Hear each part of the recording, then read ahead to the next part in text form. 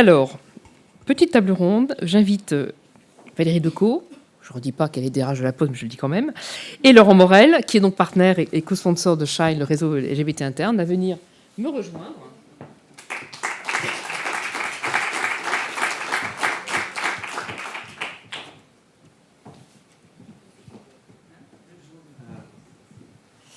Mes couleurs préférées, j'adore ce jaune, et en plus je trouve que c'est très très harmonisé. Parce que vous connaissez tous nos guides, bien sûr. Le guide jeune, le dernier petit bébé qu'on a sorti, avec Parcours Jeune, qui lui a interrogé tous les jeunes en prêts à rentrer dans le monde professionnel, que ce soit bien sûr l'enseignement supérieur, qui est le cas du guide et qui est lié à la charte de l'enseignement supérieur, mais également des jeunes apprentis en alternance et autres, qui donnent des chiffres intéressants qui viennent corroborer ce que disait Flora justement sur les attentes extrêmement fortes de nouvelles générations, qui n'ont pas envie de se cacher comme leurs aînés l'ont fait.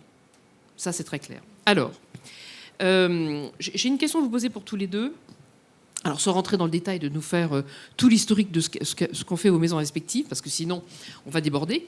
C'était quand même, voilà, quelles sont les actions clés pour vous que votre organisation a mises en place pour pouvoir l'inclusion LGBTQIA+, depuis la première signature? Vous avez tous les deux signé en 2018.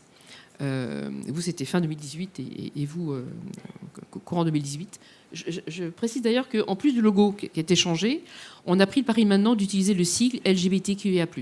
C'est l'autre sac qui, il y a quelques années maintenant, a lancé vraiment la mode du LGBT+, parce qu'on s'est dit, vu le niveau général de compréhension chez les employeurs publics et privés, si on commence alors lesbienne, gay, bisexuel, transgenre, ça va. Mais alors après, si on commence à rentrer sur queer, intersexe, aromantique, pansexuel et autres, on va les perdre. Donc on avait mis, c'est un petit peu la signature d'ailleurs du plus, qui était pour toutes les personnes ne se considérant pas comme hétérosexuelles ou cisgenres. Maintenant, le temps a passé, on a de plus en plus d'employeurs, pas forcément de culture américaine d'ailleurs, anglo-saxonne, mais vraiment français historiquement, qui utilisent le terme queer, intersexe et autres. Donc on a décidé aussi maintenant, et la charte va être rebaptisée, on n'a pas voulu le faire cette fois-ci parce qu'on n'a pas eu le temps de vous prévenir, mais de basculer sur LGBTQIA+. Donc, actions mises en place. Allez, on va commencer par vous, chère Valérie, puisque c'est vous qui nous accueillez dans cette maison. Alors, ce qu'on a fait, on a beaucoup travaillé autour de la parentalité, parce que ça nous paraissait vraiment important de pouvoir offrir aux couples, alors que le droit ne leur confère pas aujourd'hui encore les mêmes droits, et bien de pouvoir le faire. Donc à la fois financièrement, en termes d'absence, d'accompagnement, etc. Aujourd'hui, à la Poste, l'ensemble des postières et des postiers, qui sont en couple et qui ne rentrent pas dans le schéma habituel, eh bien, bénéficient des mêmes droits que les autres. Donc ça, c'est, j'allais dire, assez simple, mais dans la pratique, dans le quotidien, parce qu'encore une fois, tout ça, ça doit s'ancrer dans le quotidien, dans la vie des gens. Donc on a agi là-dessus. On participe au baromètre, bien sûr, où on voit qu'on est plutôt pas mal placé. Ça progresse, mais il y a encore pas mal de travail à faire. On a fait plusieurs campagnes de sensibilisation, de formation, de façon assez large, en particulier vis-à-vis des managers. Également, le sujet, il y a eu des accords, et je remercie les partenaires sociaux de la Poste qui sont là, parce que c'est aussi grâce à vous qu'on peut faire émerger ces sujets. Mais le fait de parler, que ce soit au travers de la com, des accords, etc., c'est rendre ces sujets faciles, simples. C'est essayer d'enlever le plus possible de tabous et donc de rendre la vie quotidienne de tout le monde confortable. Donc c'est globalement une prise de position, on va dire, par différentes actions qui sont à chaque fois répétées et ancrées dans le quotidien. Ça, on y tient beaucoup. Ok, Laurent. Chez PwC. Alors chez PwC, il se passe plein de choses et c'est ça qui est extraordinaire. Je ne vais pas reprendre tout ce qu'a dit Valérie parce qu'on a eu un chemin un peu similaire sur le fait de l'entrée dans le quotidien. Beaucoup travaillé sur toutes les politiques RH, sur le fait de donner une égalité des droits. Là aussi, c'est extrêmement important et que tout le monde se sente bien avec aussi tous nos dispositifs de speak-up, faire le lien sur l'ensemble des diversités et vraiment travailler sur tous ces sujets d'inclusion. Ça, c'était vraiment très important et ça a permis finalement de faire un peu tout ça. Je rajouterais peut-être aussi que Shine, il faut que ça brille, hein, c'est le principe. Donc on a une vision de l'inclusion qui est un peu faire briller les choses, faire sortir. On s'out un petit peu pour sortir des murs. Et donc j'ai une super équipe qui est en partie présente ici et on essaye aussi de pas être justement de ne pas être communautaire, mais de pousser des sujets qui nous semblent intéressants. Et donc on a eu plein d'idées, notamment l'année passée, on a fait tout un sujet sur l'invisibilité lesbienne au travail. On avait notre associé équivalent d'Afrique du Sud qui a parlé intimement, et donc ça c'était très fort. On avait aussi, vous étiez là, l'autre cercle était présent, avait présenté des éléments sur Voilà, et puis on avait deux partenaires externes, 2 clients externes qui étaient là et qui s'étaient exprimés. Donc ça c'est vraiment pour nous très important. On a aussi, on essaye de travailler au-delà de simplement nos murs, de travailler notre écosystème pour dire que finalement, c'est un peu le sens de l'engagement en fait. Hein, on signe, on a des programmes internes, donc on aurait pu ne pas signer. Mais en fait, le fait de signer, c'est de dire non, la maison PwC, on s'engage et on n'a pas peur ou quoi que ce soit de le dire et donc de l'exprimer autour de notre écosystème. Alors, du coup, sur tous ces actions, est-ce que tu as un exemple concret là, de l'impact positif que ça a pu avoir sur des actions auprès des collaborateurs et des collaboratrices de PwC France ?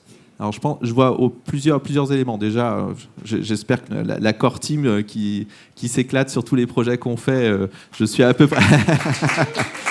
J'ai la claque à l'intérieur, c'est normal.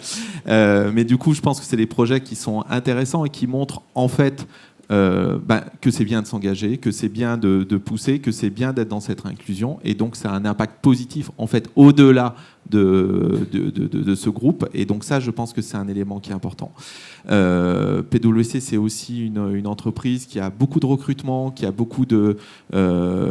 accueille beaucoup de jeunes talents. Et ça, pour nous, c'est extrêmement important dans notre marque employeur et au-delà de la marque, dans la réalité en tant qu'employeur. Et donc, on a participé à un certain nombre d'échanges avec des écoles, au niveau du recrutement, au niveau de l'accueil. Et la vidéo était assez intéressante, en fait, hein, parce que la Gen Z attend aussi autre chose. Et donc, du coup, pour nous, c'est extrêmement important d'arriver à poser cet élément-là. Et puis, le fait de mettre en visibilité Shine, je pense le troisième élément... je vais prendre un exemple un peu personnel, mais quand j'ai présenté Shine dans une grande réunion d'associés consulting, j'ai expliqué que moi je m'étais marié avec mon conjoint en 2014, que c'était un bel événement et que finalement moi je voulais pousser les choses. Et en fait c'était intéressant parce que tout d'un coup ça a changé le regard des associés. Et ça aussi c'est un élément qui est extrêmement important. Donc l'impact effectivement de la visibilité au plus haut niveau de la hiérarchie. Moi j'ai un petit souvenir personnel, c'était les débuts, hein, PwC avait signé la charte 1 ou 2 ans par an je crois. Il y avait un événement qu'on fait tous les ans autour de la thématique et à l'époque Tariq, il était partenaire je crois, oui, il était partenaire. Tariq est intervenu pour parler de son fils qui avait fait sa transition. Et pour lui, culturellement, par rapport à son histoire personnelle, en sa famille, ça a été quelque chose qu'il a fallu digérer, comprendre. Comprendre d'abord pour digérer ensuite. Oui, ça, dans ce sens-là. La réaction géniale de ces 2 petites filles dit c'est plus une petite sœur maintenant, c'est un petit frère, enfin, plutôt grand frère. Et son fils est venu, il avait 14 ans, il est venu de l'école le retrouver à cet événement. Il y a eu une émotion incroyable, racontant comment ce papa, finalement, avait dû lui aussi comprendre ce que c'était ce sujet-là, quand ça vous touche directement, un enfant qui, en l'occurrence, c'était sa fille, et c'est un garçon, et il le reconnaît comme garçon, et c'est son fils, et voilà, c'est plus un sujet aujourd'hui. Mais c'est un gros joli moment d'émotion de la part d'un partenaire en plus, je pense que c'est un impact intéressant. Je sais pas, peut-être une anecdote pour vous. Moi, j'en ai une directement sur mon postier. Erwan, j'habite dans un petit village de 800 habitants et notre postier, Erwan, a vu passer un jour une information sur le sujet. Il me dit « Ah, mais tu m'en avais parlé de ça !» Donc, on a un postier qui est très soutien. Un vrai allié. Et donc, voilà. Alors... un impact pour vous, une information pour vous, quelque chose qui peut-être vous a touché vous directement, d'ailleurs, c'est possible. Hein. Ouais, ce qui m'a touchée, je l'ai dit tout à l'heure, c'est un témoignage, et j'ai pas cité les rôles modèles, mais on a mis en place des rôles modèles, et c'est vraiment quelque chose de très important, parce que ça identifie, ça personnifie, voilà, et ça fait parler, ça témoigne. Et moi, je crois beaucoup, voilà, au pouvoir de l'émotion. Et moi, ce qui m'avait touchée, j'étais aussi avec Jean-Yves le jour où ça s'est produit, mais c'est le témoignage, oui, de notre rôle modèle précédent, Lise, qui racontait les difficultés, ce qu'elle avait vécu, sa famille, enfin tout ça m'avait vraiment saisi. Et voilà, et ça c'est la vie des gens dans les entreprises, et le fait effectivement qu'elles disent qu'au travail elles se sentaient en sécurité, acceptées, etc. C'était un témoignage formidable pour nous. Et alors donc pour le groupe La Poste, c'est quoi les prochaines étapes pour continuer à progresser sur le sujet? Alors les prochaines étapes, c'est aujourd'hui. On ouvre un réseau social interne sur Viva Engage, ouvert voilà, aux personnes LGBT. Pardon, alors nous on dit plus, peu importe. Il n'y a pas d'obligation. En tout cas, voilà, il n'y a pas d'obligation. Mais de façon pour alors, même s'il n'y a pas de logique communautaire, mais c'est quand même la possibilité de pouvoir échanger des informations. Enfin, voilà, de notre point de vue, c'est un vrai plus. C'est un espace et qui est reconnu par l'entreprise. Et ça aussi, c'est important. C'est finalement de pouvoir affirmer haut et fort la position du groupe sur ces sujets. D'accord. C'est tout le groupe, ça, également pour CNP Assurance et la Banque Postale font partie de dispositifs? Alors aujourd'hui, on le lance voilà, pour la Poste, c'est déjà 180 000 personnes, donc c'est pas mal. Et puis voilà, on va évidemment aller progressivement chercher nos collègues de LBP, de CNP, qui sont aussi signataires d'ailleurs de la charte. Bon, j'en parlerai à Maupossé parce qu'en plus, il est aussi syndicaliste. Alors, la question un peu classique qu'on pose, c'est pourquoi renouveler l'engagement, mais j'aimerais dire, en fait, dans ces environnements que j'évoquais tout à l'heure, et c'est compliqué à gérer pour les employeurs. C'est-à-dire qu'à un moment donné, on a le personnel qu'on a, on a les collabs que l'on a, il y en a qui votent extrême droite, extrême gauche, qui sont opposés à l'Europe, pour l'Europe, qui sont pas à l'aise avec ces sujets-là, ou au contraire sont très engagés, peut-être même un peu militants. Comment on arrive à maintenir cette cohésion d'équipe, cette forme d'égrégore, pour que tout ça fonctionne à peu près correctement, sans pour autant donner plus à l'un ou à l'autre, ou donner plus de poids à l'un ou à l'autre? Comment on gère ces contradictions internes pour éviter effectivement les dérapages? C'est quoi votre moteur pour vous? Quel est le plus important, au-delà bien sûr d'avoir équipe de référents et autres, mais encore ce que je disais en disant en aparté d'ailleurs, aller frapper à la porte d'un référent, c'est déjà devoir faire son coming out. Et comme souvent les personnes font leur coming out plusieurs fois dans leur vie professionnelle, aller ensuite dire j'ai un problème parce que je suis ce que je suis, c'est compliqué. Donc allez, vous Valérie. Oui, après, un petit mot. Ce que vous disiez, Catherine, était intéressant tout à l'heure. Dans l'entreprise, il y a un cadre. Et puis, dans l'entreprise, il y a un sens. Et je pense que ces deux facteurs-là sont des facteurs favorisants. C'est-à-dire qu'au fond, dans une équipe, ce qui compte, c'est le sens du service, c'est de bien faire son boulot, c'est voilà, pour la partie RH, d'aboutir sur une négociation d'accord, etc. Et peu importe finalement qui on est, et le respect de la singularité de chacun est une vraie contribution. Et ça, je crois, en tout cas, à la Poste, c'est très fort, hein, le sens du service. Parce que vraiment tous les postiers ont ça ancré. Et cette dimension-là, cette motivation, ce levier d'engagement, il est favorisant. Et c'est pour ça vraiment que je crois que les entreprises doivent vraiment se mobiliser sur ces sujets. Parce que ça, c'est des atouts qu'on ne retrouve pas nécessairement dans la société aujourd'hui, parce que c'est très clivé, très individualiste, et que dans une entreprise, même si le travail est très critiqué, etc., quand même, le travail, c'est un endroit où on peut se réaliser, où on a des collègues, où on a des liens, où on donne du sens à sa vie aussi.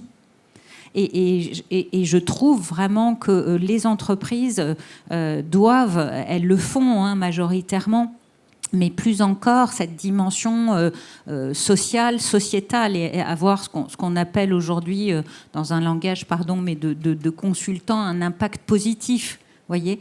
Et je trouve qu'il y a beaucoup de leviers dans les entreprises. Avant de te passer la parole, Laurent, je regarde effectivement les résultats du sondage qui a été fait par les entreprises s'engagent. On a quand même entre 70 et 80% des entreprises qui veulent continuer leurs actions CSR et D&I. Ce qui est plutôt encourageant. Face au mouvement général de repli mondial, la DIC tient pour le moment en France, avec bien sûr des fissures, hein, et on ne sait pas ce que ça donnera par la suite, mais évidemment, vous avez raison sur ce point-là. Laurent. Alors, il y a plusieurs axes. Le premier, effectivement, c'est que c'était la notion du sens. Nous, on a des valeurs qui sont posées, enfin qui sont écrites. Il y en a deux qui me viennent en tête, peut-être même trois d'ailleurs. Le premier, c'est le work together. Et en fait, cette notion de travailler ensemble, elle est essentielle, elle est cœur. Mais du coup, quand on fait l'étape d'après de work together, en fait, pour être ensemble, il faut être inclusif, il faut avoir cette notion-là. Et donc ça, c'est extrêmement important. Et je pense que quelle que soit notre gouvernance qui évolue régulièrement et les stratégies et les aspects, finalement, cet élément-là de valeur, il est profondément ancré et il nous aide à continuer. Il y a un deuxième que j'aime beaucoup, alors il est utilisé en anglais, donc mal utilisé, c'est le care. Alors du coup, on ne sait pas trop ce que ça veut dire. On a toute l'impression que c'est bisounours. Moi, je préfère le mot français qui est la bienveillance, parce que je trouve qu'il a beaucoup de force, en fait, philosophiquement. C'est vouloir du bien, en fait. Et c'est ça, c'est important. Ça veut pas, c'est pas être mou, c'est être courageux managériellement, mais ça veut dire vouloir du bien. Et vouloir du bien, ça veut dire aussi comprendre les personnes, les connaître et les accepter telles qu'elles sont, en fait. Et ça, c'est extrêmement important. Et puis le dernier peut-être que j'ai, c'est Act with Integrity. Alors ça, Act with Integrity, c'est notre côté auditeur qui ressort avec cette notion d'intégrité, mais plus globalement, je pense que si on fait le lien avec l'intégrité physique et tout ce qu'on s'est dit avant, en fait, finalement, quand on va jusqu'au bout, oui, il faut que chaque personne se sente dans sa place et que le travail soit un safe place to work, en fait. Et donc je pense que tout ça nous guide, en fait, par rapport à tout ce que l'on veut faire au sein de PwC. Et je rajouterais juste un micro-élément. J'avais participé il y a 2 ans à une étude qui avait été faite par des universitaires Lyon et Grenoble, qui justement regardaient l'inclusion LGBT+, dans le monde du chiffre, au sens large. Et c'est vrai que, alors, j'allais dire, ça fait un peu stéréotype, mais clairement, il y avait une vraie différence entre Paris-Province et surtout grande structure et petite structure. Et donc, oui, quelque part, on a ce rôle d'y aller et d'assumer ce rôle d'être promoteur, parce que c'est pas le cas de partout. Et donc, je pense que ça a de la valeur de poursuivre. Merci Laurent. Alors, surtout que pour le coup, c'est le point 4 de la charte. Je disais en préambule, 300 signataires, 3 400 000 entreprises en France, 20% de personnes travaillant dans la fonction publique, blablabla, etc. On ne va pas toucher tout le monde, hein. Donc à un moment donné, il faut que ça diffuse, il faut que ça percole, il faut que ça ruisselle. On va encore l'employer ce mot-là. Mais on compte beaucoup aussi sur nos signataires par rapport à leur écosystème, clients, fournisseurs, prestataires et autres. Et là-dessus, on a vraiment ce besoin. Et je pense que vous pourriez même plus vous fédérer toutes les groupes de consulting aujourd'hui qui sont signataires de la charte. Pour vous, Valérie, je pense que sur le lancement de la communauté, il faut que les équipes, peut-être déjà le cas avec Florian, on va voir une vidéo de Florian maintenant, parce qu'il a été rôle modèle. Il travaille chez EDF. Guillaume travaille à la RATP, donc de grandes entreprises publiques. On a les SNCF signataires.